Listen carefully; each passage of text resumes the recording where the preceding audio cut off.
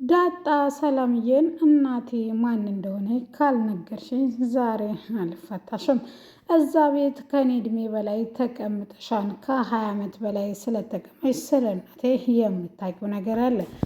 ናታንና አቢጌል ባይነግሩኝም ስለ እናቴ ወረቀቱ ላይ እንደጻፍሽ ነግረውኛል። ስለዚህ ዛሬ እውነቱን እንድትነግሪኝ እፈልጋለሁ። በህልሜ ደጋግመሽ ትመጭብኛለሽ፣ ብሎም በቀሚስሽ ትደብቅኛለሽ፣ ቀሚስሽ ውስጥም አድራለሁ። ሰላምዬ የጠረጠርኩት ነገር እውነት ነው ወይስ አይደለም የሚለውን እንድታረጋግጭልኝ እፈልጋለሁ በማለት አይን ላይን እያየች እናቴ ማናት በሚለው ዛሬ ዳጣን ሰላምዬን አንገቷ ላይ ቆማለች። እውነቱን ትነግራታለች ወይስ አትነግራትም የሚለውን በቪዲዮ መጨረሻ ላይ አስቀምጥላችኋለሁ።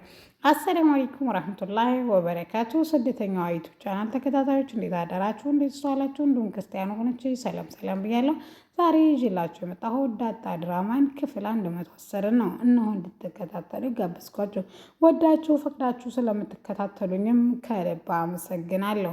ዛሬ ሰላምዬ ወደ እነ ሰላምዬ ቤት ናታን ይዟቸው እንዲሄድ ባለፈው እንደምናስታውሰው መድኃኒትና እናቷ ወይም እህቷ ወደ ሰላምዬ ቤት እንደሄዱ ይዘውላት ልጆቹ በጣም እንደናፈቋትና ይዘዋቸው እንዲመጡ አዛ ነበረ። ነገር ግን እያዘዘችው አቶ ደረጀን ቢሆንም ነገር ግን እሱ ፈጽሞ አልሄድም በማለት ናታንን አዞታል። ናታን በታዘዘው መሰረት ልጆቹን ሊወስድ ሽር ጉድ እያለ ነው። ዛሬ ክፍሉ መጽሐፍ ፍለጋ የመጣችው አቢጌል ድንገት ቻርጀር ክፍሏ የሆነው ደግሞ ዳጣ በር ስታንኳኳ ታየችን። ጥሩ ስሜት ስለማይሰማኝ እባክሽ ተደበቂ በማለት አቢጌልን ቢለምናትም ነገር ግን አቢጌል ናታን እኔና ዳጣ እኮ እህትማማቾች ነን። ስለዚህ ሁለታችንም ለማግባት መቼም አታስብም አይደል? ስለዚህ እውነቱን ማወቅ አለባት። አንዳችንን ልትመርጥ ግድ ይልሃን በማለት አልደበቅም ሽንት ቤት ብላ ፊት ለፊት ትቆምበታለች። ብዙ ዳጣ ክፍል እንኳ ሄጄ አመጣልሻለሁ ቢላትም እሷ ግን ፈጽሞ አይሆንም በማለት ቁጭ ብላ ቻርጀርን አንኳኩቶ ሲከፍትላት ያየችውን ነገር ማመን ያቃታት። አቢጌልና እሱ ብቻቸውን እዛ ክፍሉ ነበሩ። እሱም በመርበትበት አቢጌል እኮ መጽሐፍ ልትወስድ መታ ነው ቢልም ነገር ግን እሷ እንዳልጠየቀች ትነግረዋለች። ነገር ግን ለማስረዳት ቢሞክርም በጣም ተበሳጫ ስለነበረ ቻርጀሩን ወስዳ ስልኩን አስቀምጣ ትሄዳለች። በተመሳሳይ መልኩ ለአራተኛ ጊዜ ስልኩን ታስቀመጠች፣ ቻርጀር ይዛ ትሄዳለች። ቻርጀር ታስቀመጠች፣ ስልኩን ትታ ትሄዳለች። ከዛ በኋላ እደሩ ምን አገባይ በማለት ሁለቱንም ጥላቸው ትሄዳለች። መለስ ብላም አላምን ያለችው የምርሽና አቢጌል ልታድሪ ነው ስትላት አሁን እደር ያላልሽኝም ስለዚህ አድራለሁ ትላታለች። በጣም ተናዳና እያለቀሰች ስቅስቅ ብላ ክፍሏ መልቀሷን ትጀምራለች። እንዴት ተለመደው ናታን ሊያባብላትም ሲሄድም እሷ ግን እንደከፋትና ሆድ ባርባር እንዳላት እናቷም እንደናፈቀቻት ትነግረዋለች። ናታን ሚስጥሩን ስለሚያግራ ገብቶታል። ለአቶ ደረጀም የሆነውን ነገር ሁሉ ይነግራታል። በከፋት ቁጥር እናት እያለች ማልቀሷ እንደ ሕፃን ልጅ አላቆመችም። ስለዚህ አቶ ደረጀ ምን ይሻለናል በማለት ሀሳብ አስተያየት ይሰጠዋል። ይሄ የኔ ኃጢአት ነው። ሂሩትንም ዳጣንም ኃጢአትን መናገር ያለብኝ እሱ ነው። ከዓመት በላይ እዚህ ቤት ተቀምጣለች። እናቷን እያየች እናቴ የት ናት ብላ እየፈለገች የነበረችው ለዚህ ሁሉ ተጠያቂና ኃጢአተኛ እኔ ስለሆንኩ ስለዚህ ለዚህ ሁሉ የሚገባው እኔ ነኝ። ስለዚህ መናዘዝ ያለብኝም እኔ ነኝ በማለት እንዲረጋጋና እሱ እንደሚነግራት ሰላምዬም ልጇን ዳጣ እንደሆነች ብታቅም ዳጣ ግን እናቷ ሰላም እንደሆነ ስለማታቅ እውነቱን መናገር እንዳለበት አስረግጦ ይነግረዋል። ነገር ግን አቢጌል ደግሞ በጣም ያሳሰባት ነገር ቢኖር እናቷን ቀን በቀን ዳጣ የእሷ ልጅ እህቷ እንደሆነችና አባዬ ደግሞ ምን አይነት ክደት እንደካደባት ወይም አቶ ደረጀ እንደካዳት ስታስብ ቀን በቀን እየገደለቻት እየዋሸቻት እንደሆነ ታምናለች። አባዬ እኔ እናቴን ፊት ለፊት ሳያት ክደት ነው የሚታየኝ። ስለዚህ እባክህ ነገሩን ንገራት ብትለውም እሱ ግን ሊነግራት ፈቃደኛ አይደለም። በተደጋጋሚ ብጠይቀውም እሱ ግን ጊዜው አይደለም፣ ብትቀርብኝስ፣ እጄ ላይ ድርቅ ብትልብኝስ፣ ለፍታህ ብትለኝስ በማለት ብዙ ጥያቄዎችን ይመላለስበታል። ዛሬ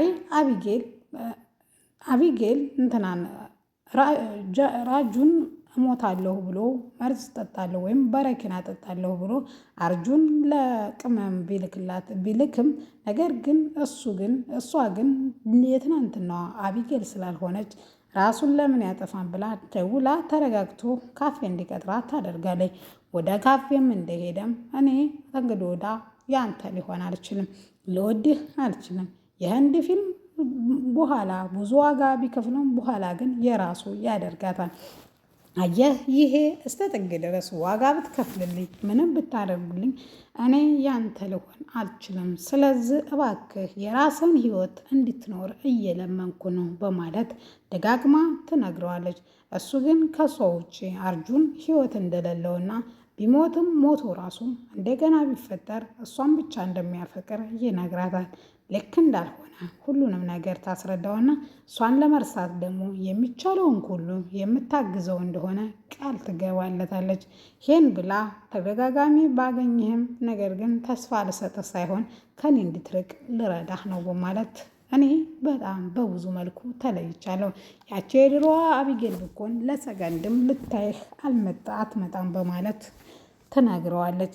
ዛሬ በጠዋት እንደተነሳች በጣም የከፋትና በጣም የደበራት በህልሟ የምታስጨንቃት ሰላምዬ፣ በጎን ደግሞ የናታል ፍቅር የአቢጌልና የእሱ ግንኙነት ያሰጋት እጅጉ ዳጣ በር ስር ድፍት ብላ መስኮት ጋር ቁጭ ብላ ነበረ። እሱም እንደመጣ ወይም ዘመኛቸውም እንዲህ በማለት ምን ሆነሽ ነው ይላታል። እሷም ህይወት እንደመረራትና ከብዳት እንደሆነ ትነግረዋለች። ፍቅር ግን አፍቅረህ ታውቃለህ ብትለውም እሱም አዎ አፍቅሬ አውቃለሁ፣ ፍቅር ግን ጥሩ አይደለም በማለት ይመልስላታል። እሱም ለምንድን ነው እንደዚህ የምትለው ገዜ ብላ ስትጠይቀው እኔ ወርቅዬ የምትባል የገጠር ፍቅረኛ ነበረችኝ።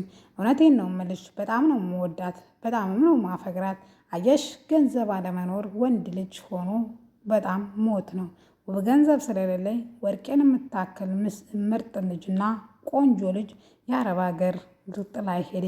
በምን ምክንያት አትይኝም? ገንዘብ ቢኖር የኖሮ ወርቄ ከኔ አትለይም ነበር፣ ችግርም አይለያየኝም ነበር። ደግሞም ወደ ከተማው ስመጣ ለዛን ይሄው በእሱ አይን አየኋት። ነገር ግን በወርቄ አይን ስታይ ለዛም ብኮን አባ ኮስኳሴ ነው ሆና መስላ የምትታየኝ። ነገር ግን ቢሆንም እሷም ቆንጆ ናት፣ ነገር ግን ጥጋብ አለባት፣ ጢባራም ናት፣ ፍቅሬን አትቀበለኝም ወይም አትረዳኝም በማለት መልስ ይሰጣታል። ምክንያቱም እኔ አልለምናትም፣ እምለምንም ሰው አይደለሁም። እውነቱን ተረርታ ወይም አይኔን ተረርታ ወደ እኔ ከመጣች እሰየው ነው። እንደዛ ካልሆነ ፈጽሞ ራሴን ዝቅ አድርጌ አልለምናትም። ምክንያቱም የሚፋቀሩ ሰዎች አብረው እንደማይኖሩ በወርቅ አይቻለሁ በማለት መልስ ይሰጣታል። ገዜ እና ስለ ፍቅር ምን ትለኛለህ ብላ ዳጣ ተጠይቀዋለች። እሱም እንደዚህ በማለት ይመልስላታል። የውልሽ ዳጣዬ፣ ሰውን ከምንም በላይ ወይም ከራስሽ በላይ አበልጠሽ እንዳትወጂ። ምክንያቱም ሰው መንገድ ነው። መንገድ ማንኛውንም ሰው እንደሚያመጣው እንደሚመልሰው ሰውም አንድ ቀን በህይወትሽ ሊሄድ ይችላል። የዛ ጊዜ የምትቀሩት አንቺና ትዝታችሁ ናችሁ። በጣም ስለወደድሽውና በጣም ከራስሽ በላይ የምትወጁ ከሆነ ትዝታው ይገልሻል፣ አንቺን መቋቋምም ያቅትሻል። ስለዚህ ዳጣዬ እባክሽ እንደዚህ እንዳትወጂ ሰውን በማለት ለገዜ ለዳጣ ምክሩን ይሰጣታል። ጊዜው ደርሶ ሰዓቱ ተቆጥሮ ማታ አካባቢ ሰላምዬን ሊጠይቁ ሁሉም ቅመምም ውሃም አቢጌልም ዳጣም ሆነው ወደ ቤት ያቀናሉ። ቤትም እንደደረሱ ሰላምታቸውን ጠይቀው ልጆቹ ከልጁ ጋር እየተጫወቱ ዳጣዬ በሀሳቧ እያሰላሰለች በጣም ከማንም በላይ ትወደኛለች፣ ደግሞም ትንከባከበኛለች፣ እናቴ ትሆን ብላ የጠየቀችውን በአሚሯ የመላለሰችውን ዛሬ ፊት ለፊት ልትጠይቃት ወዳለች። ሰላምዬ ዛሬ ኪዲን ሳትነግሪኝ ከዚህ ከቤት ነቅነቅ አለም። ስለዚህ እባክሽ እውነቱን ንገሪኝ በማለት ትጠይቃታለች። እሷም ምን እንዳስጨነቃት ስትደርስ እናቴ ማናት? ስለ እናቴ እንደ ጻፍሽ አውቃለሁ። ከ20 ዓመት በላይ እዛ ቤት ተቀምጠሻል። እዛ ቤት የተቀመሽበት ስራ ፍለጋ ሳይሆን ሌላ ምስጢር አለ ማለት ነው። ስለዚህ እባክሽ እውነቱን ንገሪ በማለት ሰላምዬን ዳጣ ታፋጥጣታለች።